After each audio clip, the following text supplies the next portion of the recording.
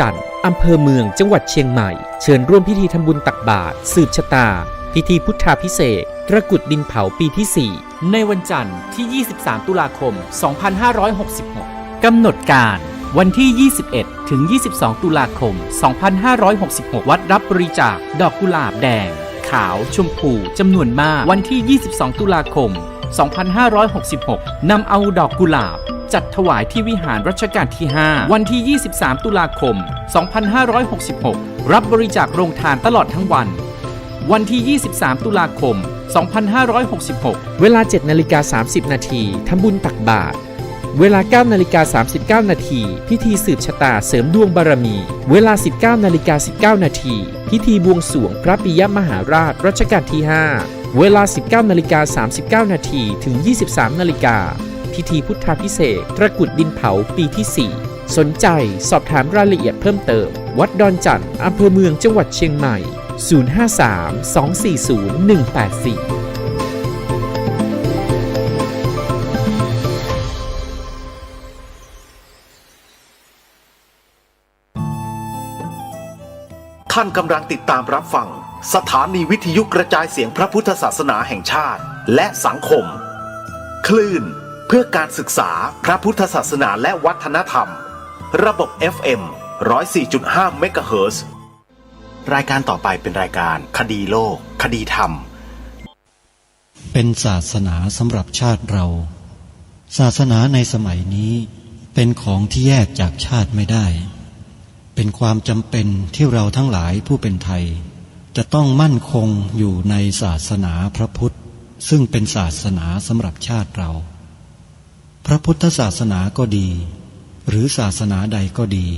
ที่ตั้งมั่นอยู่ได้ก็ด้วยความมั่นคงของผู้เลื่อมใสตั้งใจที่จะรักษาและข้าพเจ้าพูดทั้งนี้ก็เพื่อชักชวนท่านทั้งหลายอย่างเป็นเพื่อนไทยและเพื่อนพุทธศาสนิกชนด้วยกันทั้งนั้น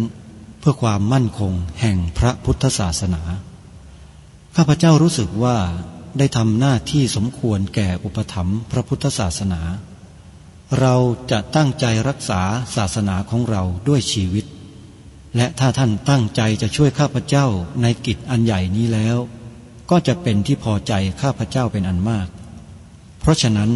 เป็นหน้าที่ของเราทั้งหลายที่จะช่วยกันบำรุงรักษาพระพุทธศาสนาอย่าให้เสื่อมสูญไปการที่จะบำรุงพระพุทธศาสนาเราต้องรู้สึกก่อนว่าหลักของพระพุทธศาสนาคืออะไรเราจะถือว่าเราเป็นไทยด้วยกันหมดเราจะต้องรักษาความเป็นไทยของเราให้ยั่งยืนเราจะต้องรักษาพระพุทธศาสนาให้ถาวรวัฒนาการอย่างที่เป็นมาแล้วหลายชั่วโคตรของเราทั้งหลายพระบรมราโชวาทของพระบาทสมเด็จพระมงกุฎเกล้าเจ้าอยู่หัวรัชกาลที่ 6พระบรมราโชวาทก็ดีพระราชนิพนธ์ก็ดีหรือพระบรมราชโองการของพระมหากษัตริย์ถือเป็นบทบัญญัติแห่งกฎหมายทั้งหมดทั้งสิ้นการบัญญัติให้พระพุทธศาสนาเป็นศาสนาประจำชาติไทยไว้ในรัฐธรรมนูญจึงเป็นสิ่งที่ถูกต้องทั้งกฎหมายและทางโบราณราชประเพณีการบัญญัติให้พระพุทธศาสนาเป็นศาสนาประจำชาติไทยไว้ในรัฐธรรมนูญย่อมเป็นหลักค้ำประกันให้กับประชาชนคนไทยว่าตนได้ปฏิบัติตามกฎหมายอย่างแท้จริงการบัญญัติให้พระพุทธศาสนาเป็นศาสนาประจำชาติไทยไว้ในรัฐธรรมนูญมิได้เป็นการลิดรอนสิทธิเสรีภาพของผู้ใดแต่เป็นการยืนยันความจริงตามกฎหมายและประวัติศาสตร์ชาติไทยการบัญญัติให้พระพุทธศาสนาเป็นศาสนาประจำชาติไทยไว้ในรัฐธรรมนูญจะทำให้พระพุทธศาสนาได้รับการอุปถัมภ์และคุ้มครองจากรัฐดุจเดียวกันกับที่องค์พระมหากษัตริย์ทรงกระทำมาการบัญญัติให้พระพุทธศาสนาเป็นศาสนาประจำชาติไทยไว้ในรัฐธรรมนูญจะป้องกันพระพุทธศาสนาไม่ให้ถูกลัทธินิกายนอกศาสนากระทำการใดๆได้ด้วยอุบายต่างๆนานาการบัญญัติ ให้พระพุทธศาสนาเป็นศาสนาประจำชาติไทยไว้ในรัฐธรรมนูญจะทำให้สังคมไทยมีแต่ความสุขร่มเย็นเป็นธรรมทั้งต่อคนศาสนาอื่นและคนสัญชาติอื่นได้อย่างแท้จริงแต่ถ้าไม่บัญญัติให้พระพุทธศาสนาเป็นศาสนาประจำชาติไทยไว้ในรัฐธรรมนูญในอนาคตประเทศไทยจะต้องตกอยู่ในสถานะเดียวกันกับพื้นที่3 จังหวัดชายแดนภาคใต้อย่างแน่นอนพระบรมราโชวาทพระบาทสมเด็จพระเจ้าอยู่หัวในมหาสมาคมณพระที่นั่งอมรินทร์วินิจฉัยในพระบรมมหาราชวังโดยที่พระพุทธศาสนาเป็นศาสนาประจำชาติของเราทั้งตามความศรัทธาเชื่อมั่นของข้าพเจ้าเองก็เห็นเป็นศาสนาที่ดีศาสนาหนึ่งเนื่องในบรรดาสัจธรรมคำสั่งสอนอันชอบด้วยเหตุผลจึงเคยคิดอยู่ว่าถ้าโอกาสอำนวยข้าพเจ้าควรจักได้บวชสักเวลาหนึ่งตามราชประเพณีซึ่งจะเป็นทางสนองพระเดชพระคุณพระราชบูรพการีตามคตินิยมด้วยและนับตั้งแต่ข้าพเจ้าได้ครองราชย์สืบสันตติวงศ์ต่อจากสมเด็จพระเชษฐาธิราชก็ล่วงมากว่า10 ปีแล้วเห็นว่าน่าจะถึงเวลาที่ควรจะทำตามความตั้งใจไว้นั้นแล้วประการหนึ่งอันหนึ่งการที่องค์สมเด็จพระสังฆราชหายประชวรมาได้ในคราวประชวรครั้งหลังนี้ก่อให้เกิดความปีติยินดีแก่ข้าพเจ้ายิ่งนักได้มาคำนึงว่าถ้าในการอุปสมบทของข้าพเจ้าได้มีองค์สมเด็จพระสังฆราชเป็นพระอุปชฌาย์แล้วก็จะเป็นการแสดงออกซึ่งความศรัทธาเคารพในพระองค์ท่านของข้าพเจ้าได้อย่างเหมาะสมอีกประการหนึ่งจึงได้ตกลงใจที่จะบรรพชาอุปสมบทในวันที่22 เดือนนี้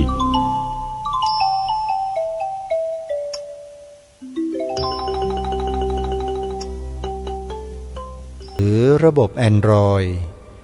ดาวน์โหลดแอปพลิเคชันที่ชื่อว่าวิทยุ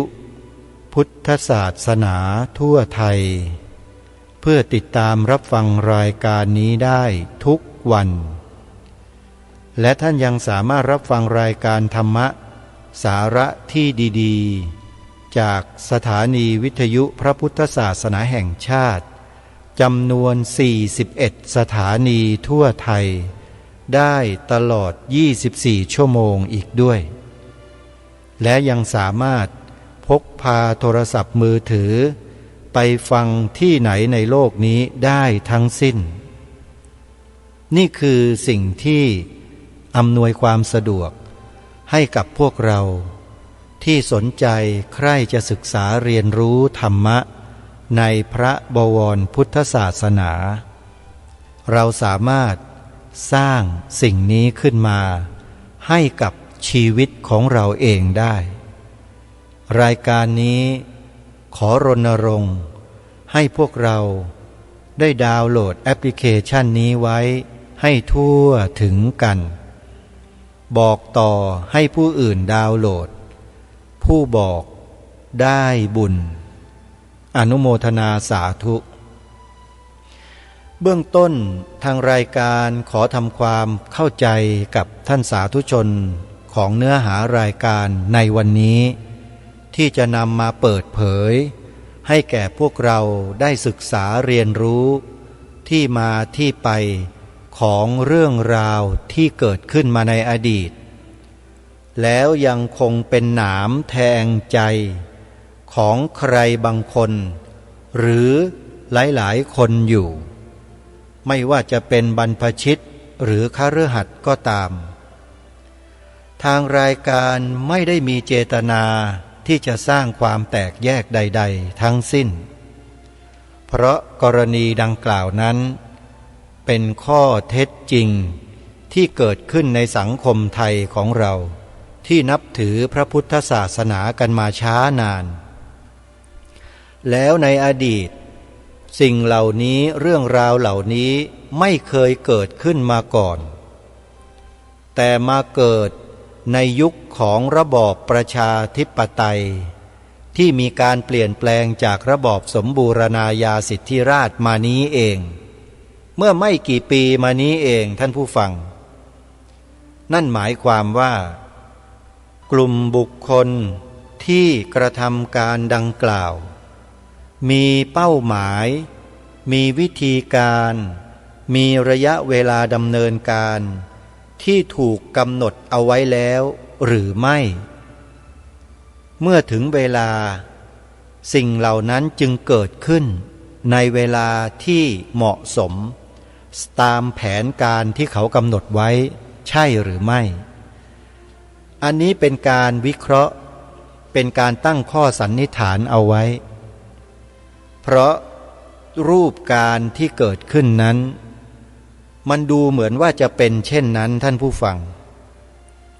แต่ก่อนแต่ไรสมัยสมบูรณาญาสิทธิราชคนเหล่านี้พฤติกรรมแบบนี้ไม่มีใครสามารถที่จะดำเนินการและทำให้เกิดขึ้นในยุคนั้นได้เลยเพราะอำนาจสิทธิ์ขาดอยู่ที่องค์รัฐาธิปัตย์คือองค์พระมหากษัตริย์เพียงพระองค์เดียวและพระองค์ทรงคือกฎหมายของบ้านเมืองเมื่อพระองค์ทรงเปรียบเสมือนกฎหมายสูงสุดของบ้านเมืองแล้วเนี่ยแนวพระราชดำริ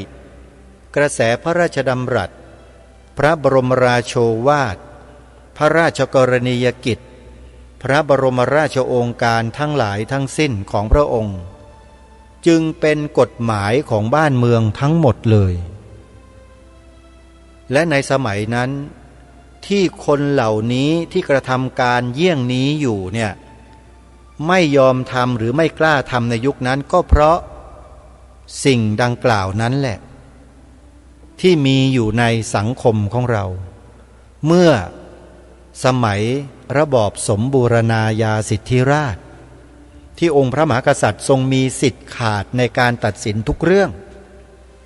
คนพวกนี้จึงไม่กล้าทำอะไรแต่หลังจากคนพวกนี้ก่อการปฏิวัติยึดพระราชอำนาจขององค์พระมหากษัตริย์ไปเป็นของกลุ่มคณะของตนเองแล้วเนี่ยกลุ่มคนเหล่านี้จึงค่อยๆทยอยเกิดขึ้นในสังคมเราเรื่อยๆเกิดขึ้นมาเรื่อยๆเริ่มต้นจากสิ่งนั้นต่อมาด้วยสิ่งนี้แล้วก็มีสิ่งโน้นเกิดสิ่งนั้นแล้วก็มาเกิดสิ่งนี้มาโดยลำดับทางรายการคดีโลกคดีธรรมได้ทำการศึกษาวิเคราะห์ในเชิงวิจัยส่วนตัว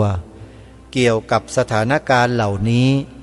โดยอาศัยเหตุการณ์อาศัยวิธีการต่างๆตลอดจนถึงข้อกฎหมายที่กำหนดเอาไว้ในแต่ละมาตราที่เกี่ยวข้องในบทบัญญัติแห่งรัฐธรรมนูญ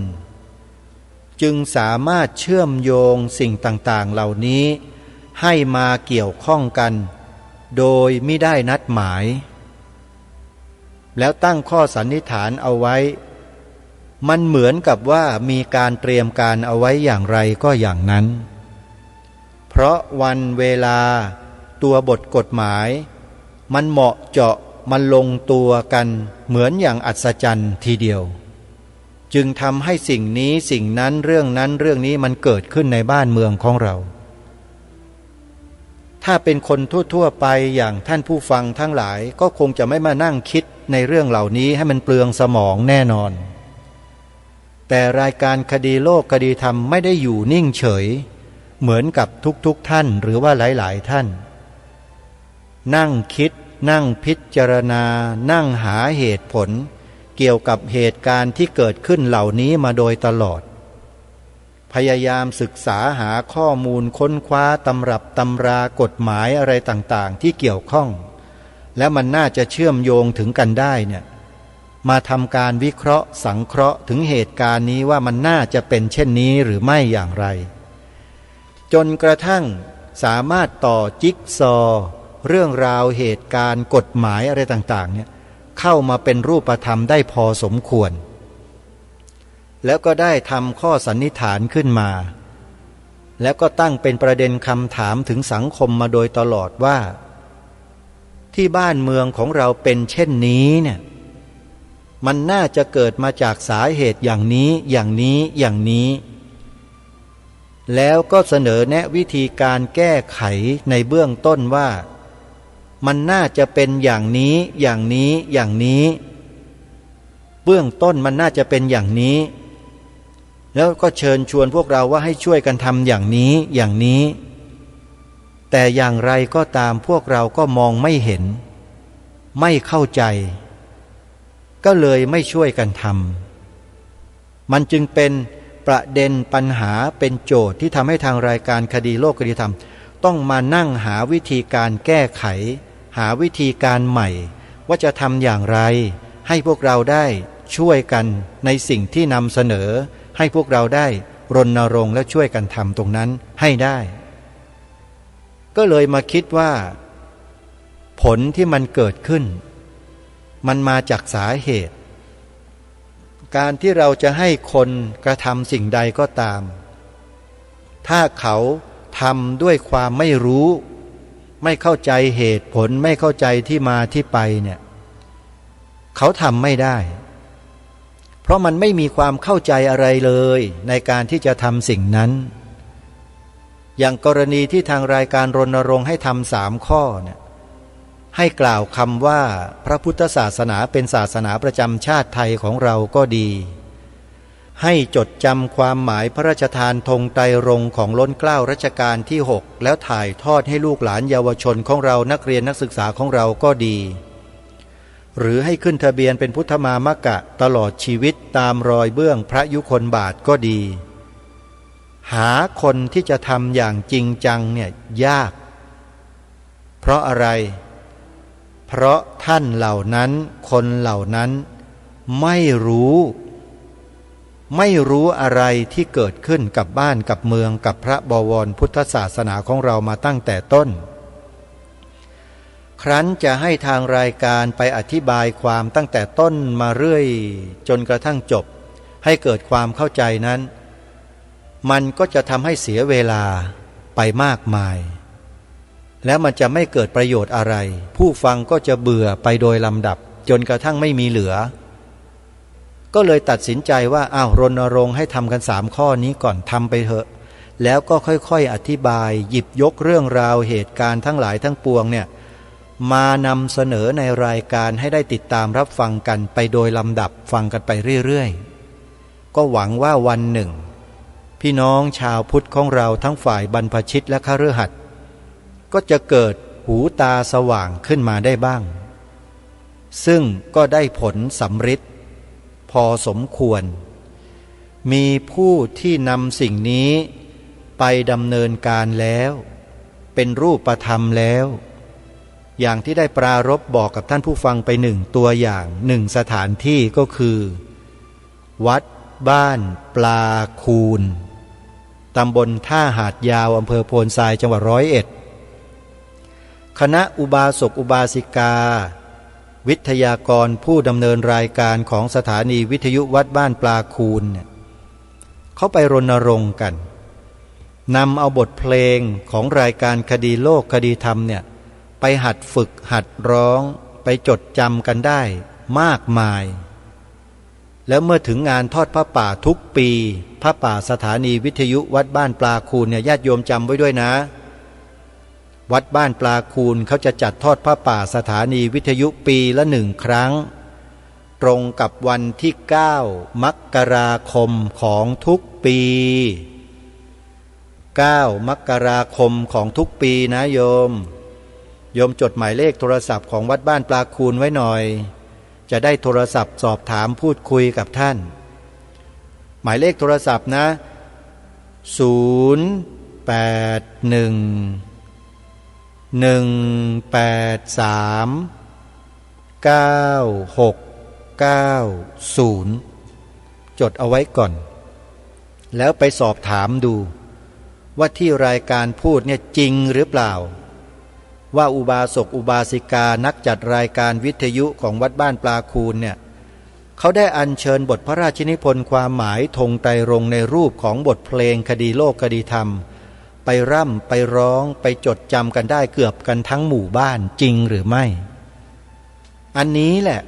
ที่เป็นหลักฐานยืนยันว่าท่านเหล่านี้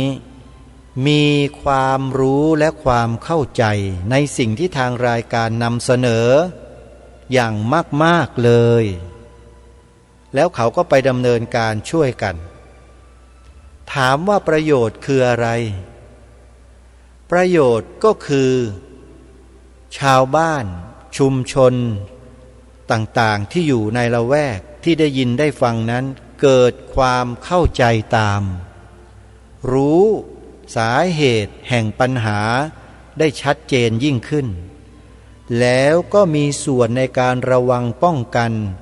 สิ่งที่เป็นเหตุเพศภัยที่แฝงเข้ามาในหมู่พี่น้องชาวพุทธของเราได้อย่างมีประสิทธิภาพยิ่งขึ้นไม่สามารถที่จะให้คนเหล่านั้นมาหลอกลวงเขาเหล่านี้ได้อีกแล้วไงคือเขาไม่สามารถที่จะไหลไปตามกระแสที่ฝ่ายตรงข้ามหลอกลวงขึ้นมานั้นได้อีกต่อไปเขาก็ยืนหยัดอยู่บนหลักการที่ถูกต้องเหล่านี้ได้อย่างมีประสิทธิภาพแล้วก็มีความมั่นคงถาวรเห็นไหมฮะนี่คือประโยชน์ที่เกิดขึ้นหรือจะพูดสรุปโดยภาพรวมก็คือชาวบ้านวัดบ้านปลาคูนตำบลท่าหาดยาวเนี่ยมีอุดมการณ์ของชาติอย่างเต็มเปี่ยมในจิตใจแล้วเห็นไหมฮะอุดมการณ์ของชาติคืออะไรคือทุกคนทั้งหมู่บ้านตำบลอำเภอจังหวัดมีความจงรักภักดีต่อสถาบันพระมหากษัตริย์ด้วยชีวิตมีความหวงแหนพระบวรพุทธศาสนาจะไม่ยอมให้ใครมาบิดเบือนพระธรรมคำสอนมาทำลายพระพุทธศาสนาในรูปแบบใดๆได้อีกต่อไป 3. ตั้งตนให้มั่นคงอยู่ในพระรัตนตรัยไปตลอดชีวิตตามรอยเบื้องพระยุคลบาทเห็นไหมฮะแล้วมีใครจะไปทำอะไรพวกเขาได้เอาเงินไปซื้อคนเหล่านี้ได้ไหมมีใครมีเงินมั่งไปซื้อคนเหล่านี้ดูเถอะบอกว่าไม่ต้องทำ3 ข้อนี้เอาเงินไป10 ล้านมีใครทำได้บ้างคนเหล่านี้เขาไม่เอาฮะเพราะเงินเหล่านี้มันช่วยแก้ปัญหาอะไรไม่ได้มีแต่จะทำลายจริงไหมญาติโยมชาววัดบ้านปลาคูนใช่ไหมฮะโยมแม่สุบินแสงสักคูโยมพ่อคำสอนสมอาสาจริงไหมโยมเพราะฉะนั้นจงมีความมั่นคงในอุดมการณ์นี้เอาไว้ให้ตลอดชีวิตนะโยมอย่าให้ใครมันมาซื้ออย่าลดตัวเองให้ต่ำลงไปอีกเด็ดขาดพวกสสผู้สมัครผู้ใหญ่บ้านกำนันอบต.อย่าให้เอาเงินมาซื้อได้จงเลือกคนที่เราควรเลือกแล้วเลือกไปแล้วให้เขามีอุดมการณ์เดียวกับเราที่เป็นชาวบ้านที่เป็นเจ้าของคะแนนเสียงนี่แหละก่อนจะเลือกถามเขาดูศึกษาดูให้ดีซิว่าไอ้ผู้นำคนไหนนะผู้นำคนไหนที่มันมีอุดมการณ์ชาติแบบนี้อยู่บ้างไหมถ้ามีเราก็ปรึกษาหารือกันแล้วเราก็ลงคะแนนให้ไปเลยผู้ใหญ่บ้านใช่ไหมกำนันใช่ไหมอบต.ใช่ไหมสส.ใช่ไหมอำนาจอยู่ในมือพวกเราแล้วไงทีนี้เราไม่สร้างอุดมการณ์ของเราขึ้นมาเองพอไม่มีอุดมการณ์แล้วเป็นไงฮะเป็นไงเงินไม่มากาไม่ออกจะบอกให้มันก็ตกอยู่ภายใต้อำนาจอุ้งเท้าของเขาอยู่อย่างนี้ร่ำไปจริงหรือเปล่านี่คือสิ่งที่ทางรายการคดีโลกคดีธรรมรณรงค์และพูดเรื่องนี้มาโดยตลอดไม่ยอมให้พวกเราเนี่ยเป็นทาสสิ่งเหล่านี้จึงนำเอาอุดมการณ์มาปลูกฝังให้แต่จะมีพวกเราคนไทยสักกี่คนที่จะมองเห็นคุณค่าสิ่งนี้มีจริงหรือเปล่าถ้ามีก็ทำสิฮะถ้าไม่ทำแล้วอย่ามาอวดอ้างอย่ามาพูด3 ข้อที่ทางรายการเสนอมาโดยตลอดเนี่ยไม่ใช่ทำเพื่อตัวเองนะย้ำมาโดยตลอดนะว่าไม่ได้ทำเพื่อตัวเองแต่ทำเพื่อชาติ เพื่อพระพุทธศาสนาเพื่อพระมหากษัตริย์ของเราทั้ง3 สถาบันนี่แหละคือสิ่งที่ทางรายการรณรงค์แล้วทำมาโดยตลอดแล้วชาวบ้านท่าหาดยาวอำเภอโพนทรายจังหวัด101ลูกศิษย์ลูกหาของวัดบ้านปลาคูนเนี่ยเขาทำให้เป็นแบบอย่างตัวอย่างอยู่แล้วไม่รู้ว่าปัจจุบันนี้ยังมั่นคงแล้วก็มีการขยายงานกันออกไปมากแค่ไหนน้อยหรืออย่างไรไม่ทราบเพราะอาตมาภาพไม่มีเวลาที่จะลงพื้นที่เพื่อไปประเมินผลการทำงานทุกอย่างมันต้องมีงบประมาณสนับสนุนโยมงานมาถึงจะเดินได้ใช่ไหมอาตมาภาพไม่มีใครมาสนับสนุนแล้วมันจะทำอย่างนั้นได้อย่างไรล่ะเอาความจริงมาพูดอย่ามาโกหกกันโยมอาตมาโกหกใครไม่เป็นพูดตรงๆเพราะไม่มีเงินนะฮะมันก็เลยทำงานอย่างมีประสิทธิภาพตามที่ต้องการไม่ได้ก็ได้แต่ส่งเสียงออกไปและเสียงนี้ก็เป็นเสียงที่ถ่ายทอดสิ่งที่ดีๆให้พวกเราได้นำไปทำนำไปปฏิบัติเพราะมันจะเกิดผลดีต่อประเทศชาติต่อพระบวรพุทธศาสนาต่อสถาบันพระมหากษัตริย์ของเราแบบยั่งยืนถาวรไม่มีใครมาทำลายได้เลยลองดูสิฮะ3 ข้อที่ให้ทำเนี่ยทำกันจริงๆจังๆรณรงค์ทำกันดูสิแล้วจะเห็นผลเลย 1. ให้ทุกคนพูดคำนี้ให้เหมือนกันทั้งประเทศพระพุทธศาสนาเป็นศาสนาประจำชาติไทยของเรานี่คือสัจจะวาจาเป็นความจริงคำนี้เป็นความจริงประโยคนี้คือความจริงให้เราพูดความจริงข้อที่1ข้อที่2ความจริงข้อที่2ก็คือความหมายธงไตรรงค์องค์พระบาทสมเด็จพระมงกุฎเกล้าเจ้าอยู่หัวรัชกาลที่6ได้พระราชทานธงไตรรงค์ไว้ให้เป็นธงชาติพร้อมด้วยพระราชทานความหมายไว้สมบูรณ์ทุกอย่างแล้วทางรายการคดีโลกคดีธรรมได้อัญเชิญมาร้อยเรียงเป็นบทเพลงใส่เนื้อเป็นเนื้อร้องทำนองเอาไว้ตอนท้ายรายการก็จะเปิดทุกวันจนกระทั่งชาวบ้านท่าหาดยาวชาววัดบ้านปลาคูนร้องกันได้ทั้งหมดอย่าให้อายเขานะโยมอาตมาภาพประกาศแล้วนะว่าทั้งหมู่บ้านร้องได้หมดนะถ้าใครร้องไม่ได้นี่อายเขาเชนะจะบอกให้นะเพราะฉะนั้นต้องรีบร้องกันให้ได้นะยังมีเวลาอยู่เพราะฉะนั้นสิ่งที่ทำข้อที่2เนี่ยก็คือให้แปลความหมายโดยเฉพาะสีขาวในธงไตรรงค์เนี่ยออกมาให้มันถูกต้องตรงประเด็นแล้วชัดเจน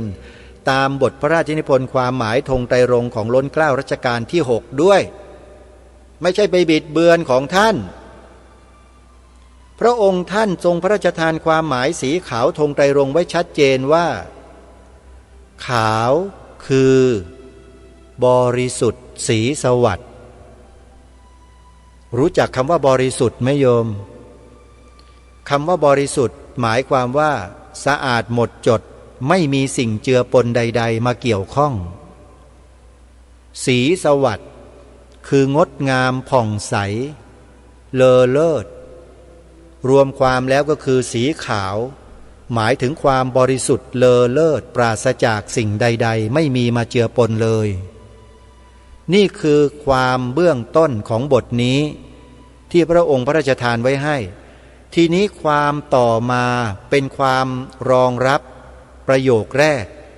ที่พระองค์ตรัสมาพระราชทานมาเนี่ยมีต่ออีกนิดหนึ่งต่อจากคำว่าขาวคือบริสุทธิ์สีสวัสดิ์เนี่ยพระองค์ท่านทรงใส่สิ่งนี้เข้าไปก็คือหมายพระไตรรัตน์และธรรมะคุ้มจิตไทยศาสนาอื่นไม่มีคำว่าธรรมะไปดูในคัมภีร์อัลกุรอานไปดูในคัมภีร์ไบเบิลไม่ว่าจะเป็น Old Testament หรือว่า New Testament ไอ้ New Testament เนี่ยก็อาจจะใส่ปนไปบ้างมาใส่ทีหลัง แต่ Old Testament ไม่มีแน่ไม่มีฮะศาสนาพราหมณ์ศาสนาซิกศาสนาโอโรอัสเตอร์อะไรต่างๆไม่มีในโลกนี้มีแต่ศาสนาเดียวเท่านั้นและพระไตรรัตน์อันนี้เป็นสำนวนร้อยกรองนะพระองค์ท่านกลับพระรัตนตรัยเนี่ยให้เป็นพระไตรรัตน์เพื่อให้ลงกันกับบทร้อยกรองเขาเรียกว่ามันเป็นระเบียบของการแต่งร้อยกรองเพราะฉะนั้นเมื่อแปลกลับก็คือพระรัตนตรัยและพระรัตนตรัยมีอยู่ในศาสนาไหนบ้างมีอยู่ศาสนาเดียวพระรัตนตรัยนี่แหละศาสนาพระรัตนตรัยรู้จักไหมเพราะฉะนั้นสีขาวในที่นี้จะหมายถึงอย่างอื่นไม่ได้เลยนอกจากพระพุทธศาสนาเท่านั้นนี่คือข้อที่สองที่ทางรายการรณรงค์ให้พี่น้องประชาชนคนไทยทุกคนช่วยกันแปลความหมายสีขาวธงไตรรงค์ให้ชัดถ้อยชัดคำให้ถูกต้องตรงตามแนวพระราชดำริบทพระราชนิพนธ์ที่พระองค์พระราชทานไว้ให้ถือเป็นกฎหมายนะพระองค์พระราชทานไว้ให้เมื่อสมัยสมบูรณาญาสิทธิราชนั่นคือกฎหมายของประเทศเพราะฉะนั้นใครจะมาบิดเบือนเปลี่ยนแปลงผิดหมดเลยจึงรณรงค์ให้พวกเรารักษาสิ่งนี้ข้อที่สองข้อที่สามขึ้นทะเบียนเขียนใบสมัครปฏิญาณตนเป็นพุทธมามกะตลอดชีวิตตามรอยเบื้องพระยุคลบาทข้อที่สามนี้หมายถึงความเป็นหนึ่งเดียวกันของประชาชนและองค์พระมหากษัตริย์รวมเป็นเนื้อหลอมเป็นเนื้อเดียวกันหมดไม่มีการแยกจากกันได้ตลอดไปเพราะฉะนั้นอะไรก็ตามที่องค์พระมหากษัตริย์ได้ทรงรับพวกเราคนไทยก็จะได้รับเหมือนพระองค์ด้วยเมื่อพระองค์ทรงเจ็บปวดประชาชนก็จะเจ็บปวดเหมือนพระองค์ไปด้วยเมื่อพระองค์ทรงมีพระเกษมสำราญประชาชนก็มีความสุขไม่มีความทุกข์ไปด้วยเห็นไหมข้อที่สามหมายถึงอะไรท่านทราบไหมฮะหมายถึงความจงรักภักดีตีความให้ทุกท่านทั้งหลายได้ฟังกันให้ชัดๆใครที่จะไม่เชื่อใครที่จะไม่ทำตามใครที่ไม่ปฏิบัติตามตรงนี้ปฏิเสธก็ตามใจนี่ไม่ได้ว่านี่ฮะจะไปเป็นพวกเดียวกันกับไอ้พวกกบฏที่ทำลายชาติศาสนาพระมหากษัตริย์ก็เอาสิครับผมไม่ได้ว่านะท่านทำตัวท่านเองอะทางรายการนำสิ่งดีๆมาเสนอให้พวกเราได้ช่วยกันเพื่อชาติศาสนาพระมหากษัตริย์แล้วถ้ายังมีคนไทยคนไหนปฏิเสธต่อต้านคัดค้านพูดจาในลักษณะถูกถากถางดูถูกเนี่ยอันนี้มันก็บ่งบอกชัดอยู่แล้วนี่ว่าพฤติกรรมเช่นนี้คืออะไรเห็นไหมฮะ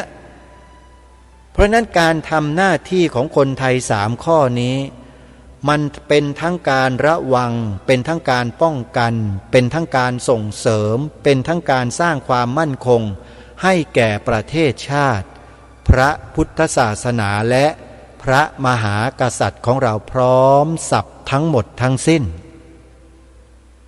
มีใครคิดแบบนี้บ้างไหมโยม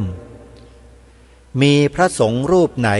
ที่คิดแล้วทำแบบนี้บ้างไหมในประเทศไทยมีไหมถ้ามีช่วยแจ้งบอกกับอาตมภาพด้วยนะจะได้ไปนิมนต์ท่านมาร่วมแรงร่วมใจกันนี่คือสิ่งที่ทางรายการทำการศึกษาวิเคราะห์วิจัยเป็นการส่วนตัวไม่จำเป็นหรอกที่อาตมาภาพจะต้องจบด็อกเตอร์หรือจบปริญญาโทปริญญาตรีไม่จำเป็นเลยเพราะธรรมะของพระสัมมาสัมพุทธเจ้านั้นไม่ได้จำกัดไว้เฉพาะคนจบปริญญานะโยมแต่มีไว้เฉพาะทุกคนที่มีปัญญาสัมมาทิฏฐิมีไหวพริบมีปฏิภาณสามารถนำมาใช้ให้เกิดประโยชน์แก่ส่วนรวมได้ แล้วทำประโยชน์เพื่อส่วนรวมได้เสียสละได้เป็นจิตอาสาได้คนคนนั้นแหละไม่ว่าจะเป็นใครก็ตามตาสีตาสายายมียายมาบ้านนอกคอกนาซอกตึกอยู่สลัมได้ทั้งนั้นมาเถอะถ้าท่านมีอุดมการณ์นี้แล้วมาร่วมแรงร่วมใจกันบ้านเมืองต้องการคนแบบนี้ทางรายการย้ำมาโดยตลอดว่าเราขาดคุณสมบัติของมนุษย์แบบนี้ในบ้านเมืองเยอะมากขาดเยอะฮะมันจึงเกิดปัญหาไม่หยุดเพราะเราไม่เสียสละกันไงเห็นแก่ตัวกันไงสิ่งที่ให้ทำนี่คือความเสียสละเห็นแก่ประโยชน์ส่วนรวมแล้วถ้าเรายังนิ่งๆเฉยๆกันอยู่ท่านต้องพิจารณาตัวของท่านเองกันแล้วจริงไหมจริงไหมท่านรายการนี้ไม่ได้ไปลบหลู่พวกท่านนะพวกท่านในที่นี้ก็คือผู้สูงผู้ศักดิ์ทั้งหลายที่มียศถาบรรดาศักดิ์ไม่ว่าพระว่าโยมทั้งนั้นแหละไม่ได้ดูถูกท่านเลยแต่กำลังจะเชิญชวนท่านให้มานำสิ่งเหล่านี้เข้าไปดำเนินการเข้าไปปลูกฝังรากลึกลงไปในจิตใจของท่านเพื่อให้ท่านเป็นผู้ที่เสียสละอย่างจริงจังและต่อเนื่องมั่นคงถาวรโดยไม่มีเงื่อนไขอะไรเข้ามาเกี่ยวข้องไม่ว่าจะเป็นความรู้ความสามารถไม่ว่าจะเป็นยศตำแหน่งหน้าที่การงานความรวยความจนอะไรท่านไม่เกี่ยวพวกนั้นเป็นของข้างนอกทั้งหมดเราต้องการสิ่งที่อยู่ข้างในนี่อุดมการณ์ชาติในใจของเรามันอยู่ข้างในฮะท่านมีไหมคนปฏิเสธในสิ่งที่ทางรายการทำในสิ่งที่ทางรายการพูดในสิ่งที่ทางรายการคิดพวกนี้ไม่มีอยู่แล้วเพราะเขาปฏิเสธไม่รับคนนี้ไม่ต้องพูดถึงคนพวกนี้นะฮะแต่เราต้องการคนที่ยังมีเชื้อเหล่านี้อยู่บ้างเราต้องการจะใส่สิ่งเหล่านี้ลงไปให้เขาเป็นปุ๋ยชั้นเลิศที่ทำให้สิ่งที่ท่านมีอยู่นั้นมันจะเจริญเติบโตงอกงามในใจของท่านแล้วเรามาช่วยกันปกป้องรักษาความเป็นชาติของเราเอาไว้รายการนี้ไม่ใช่รายการคลั่งชาตินะโยมไม่ใช่บ้าบอคอแตกไม่มีเหตุผลนะโยมฟังรายการมาเนี่ยโยมว่าอาตมาภาพนี่พูดไร้เหตุผลเหรอ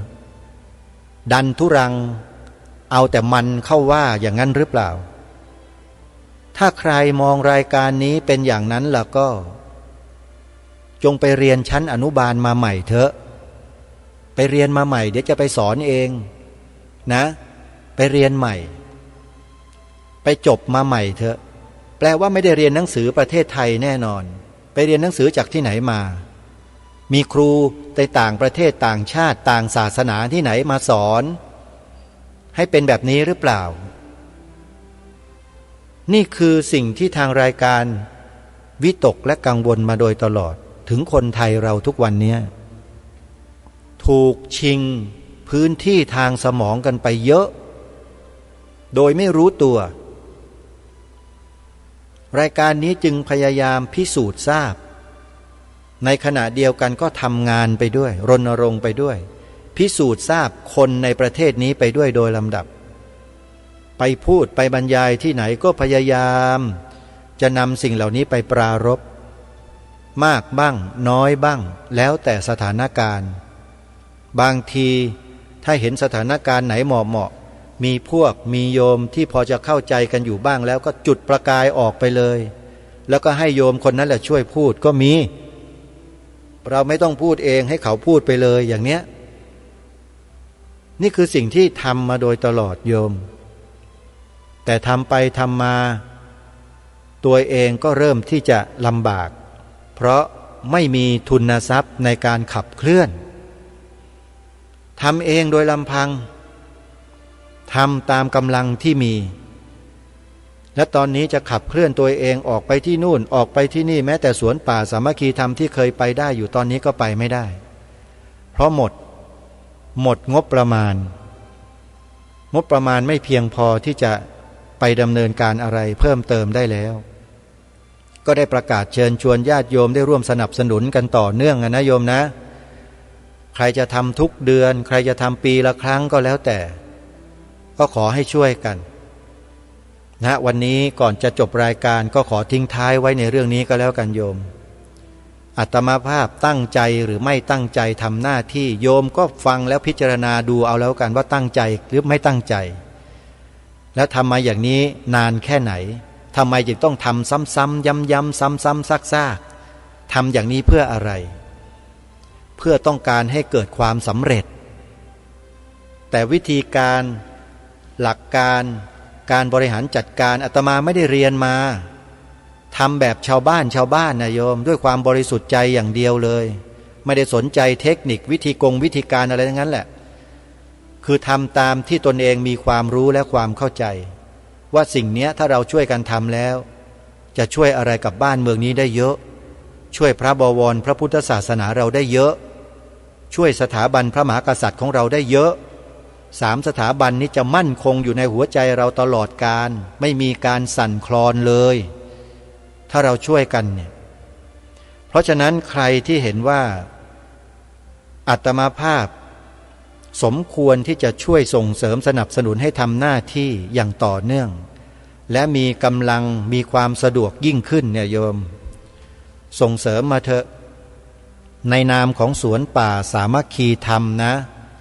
ไม่ใช่คดีโลกคดีธรรมนะโยมอาตมาภาพกำลังพูดถึงสวนป่าสามัคคีธรรมว่าตอนนี้ขาดสภาพคล่องญาติโยมท่านใดที่จะสนับสนุนจะบริจาคช่วยอาตมาภาพให้ไปดูแลสวนป่าต่อเนื่องโยมก็สามารถทำบุญทอดผ้าป่าออนไลน์ได้เลยโดยโอนปัจจัยเข้ามาได้ที่ธนาคารไทยพาณิชย์เลขบัญชี11492149897ชื่อบัญชีพระปลัดนรงฤทธิ์อาตมาภาพใช้บัญชีส่วนตัวสะดวกง่ายคล่องในการทำงานถ้าโยมเห็นว่าอาตมาภาพมีแก่นสารมีสาระมีอุดมการณ์จริงถ้าโยมจะสนับสนุนคนแบบนี้ให้อยู่ในสังคมทำหน้าที่ในสังคมต่อไปโยมก็สนับสนุนกันมาแต่ถ้าไม่มีอาตมาภาพก็จะพิจารณาตัวเองในเร็วๆวันนี้แหละไม่รู้จะอยู่ทำไปเพื่ออะไรโยมเพราะมันไม่ไหวไงแม่ตัวเองก็ต้องเลี้ยงดูต้องมีค่าใช้จ่ายค่าน้ำไฟค่าโทรศัพท์ค่าอะไรก็เหมือนกับเป็นเจ้าอาวาสรูปหนึ่งแหละอยู่ในวัดน่ะแล้วไม่มีคนบริจาคเลยอย่างเงี้ยไม่มีคนทำบุญเลยอย่างเงี้ยโยมคิดดูว่าอยู่ได้ไงใช่ไหมแล้วสวนป่าสามัคคีธรรมเนี่ยอาตมาปลูกป่าขึ้นมาเนี่ยโยมว่ามีประโยชน์หรือเปล่ามีประโยชน์ไหมโยมปลูกป่าเนี่ยแล้วสร้างแหล่งน้ำอันบริสุทธิ์ขึ้นมาโยมว่ามีประโยชน์ไหมได้บุญไหมโยมลองไปพิจารณาดูนะถ้าใครต้องการจะรู้ว่าพระพุทธเจ้าตรัสไว้เรื่องการปลูกป่าสวนป่าไว้ว่ามีอานิสงส์เช่นไรเนี่ยให้โยมกดเข้าไปใน Google แล้วพิมพ์คำว่าวณโรปสูตรวแหวนนอหนูวณโรปสูตรไปเปิดดูในสูตรนี้ได้เลยพระพุทธเจ้าตรัสไว้ชัดเจนมีเทวดามาทูลถามพระพุทธองค์เรื่องของการกระทำอย่างไรหนอจึงจะได้บุญทั้งกลางวันและกลางคืนเนี่ยหนึ่งในนั้นก็คือปลูกสวนป่าโยมสร้างแหล่งน้ำนะแล้วก็มีอะไรอีกล่ะปลูกสวนอันน่ารื่นรมสร้างแหล่งน้ำขุดบ่อน้ำสร้างสะพานโยมในสวนป่าสามัคคีธรรมของมาเนี่ยของอาตมาภาพเนี่ยมีถนนหนทางมีแหล่งน้ำมีต้นไม้มีป่าไม้โยมคิดดูแล้วว่าได้บุญหรือเปล่าลองคิดดูนะ และอาตมาภาพก็เชิญชวนญาติโยมช่วยกันสนับสนุนอีกครั้งหนึ่งโยมก่อนจะหมดรายการวันนี้ท่านใดที่จะสนับสนุนทำบุญให้อาตมาภาพดูแลสวนป่าสามัคคีธรรมให้ต่อเนื่องโยมโอนปัจจัยเข้ามาทำบุญทอดผ้าป่าออนไลน์ได้ที่ธนาคารไทยพาณิชย์เลขบัญชี11421498897เบอร์พร้อมเพย์เป็นเบอร์โทรศัพท์ด้วยเป็นเบอร์พร้อมเพย์ด้วยนะ094-662-6935ชีวิตคนเราอยู่ในโลกนี้อีกไม่กี่ปีก็ต้องลาละโลกนี้ไปแล้วทรัพย์สมบัติสรึงคารทั้งหลายทั้งปวงที่เรามีกันอยู่ก็จะตกไปเป็นของคนอื่นหมดไม่มีเหลือเลยโยมแล้วเราจะไม่คิดจะสร้างเป็นบุญเป็นกุศลให้ติดตามตัวเราไปเลยหรือเป็นข้อคิดท้ายรายการวันนี้